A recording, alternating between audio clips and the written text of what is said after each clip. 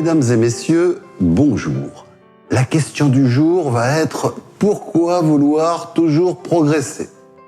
Alors, pour ne citer tout simplement que Confucius, celui qui n'avance pas chaque jour recule chaque jour, on perçoit bien que depuis la nuit des temps, l'homme progresse pour aller de l'avant, pour se développer. Eh bien, pour les entreprises, c'est la même chose. Elles veulent tout avancer. Mais parfois, c'est même pour survivre qu'elles progressent. Alors, écoutez, ce que je vous propose, c'est de porter ensemble un regard en deux temps sur cette notion de progrès. D'abord, sur les événements initiateurs du progrès, le cœur jaune de la marguerite que vous voyez à mes côtés, puis, dans un deuxième temps, sur les démarches de progrès elles-mêmes, et ça va s'apparenter à la rosace de Ligule que vous voyez toujours sur la marguerite. L'origine de ce qui déclenche le besoin de progresser va être illustrée ici au travers de 3 insectes pollinisateurs.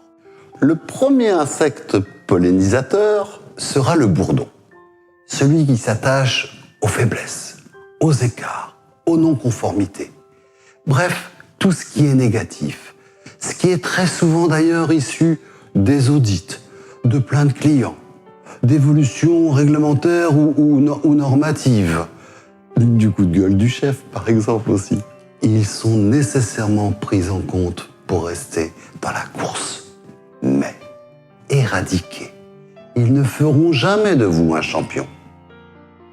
Pour ce deuxième insecte pollinisateur, on va prendre l'abeille. Cet insecte qui s'attache aux forces, aux pépites, aux best in class. Bref, tout ce qui est positif. Ce qui est très souvent issu d'évaluations, de reconnaissance, de publications. Les éphémères, ils ne sont que trop rarement vus pour être ancrés dans l'ADN des entreprises.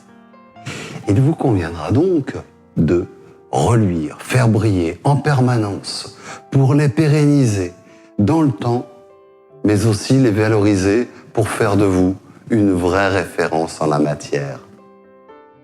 Pour le troisième insecte pollinisateur, prenons le papillon.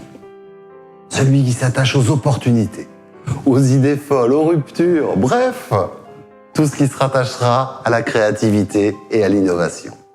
Si les entreprises sont si friandes de rachats de start-up, c'est aussi qu'elles ont un véritable souci interne sur ce sujet.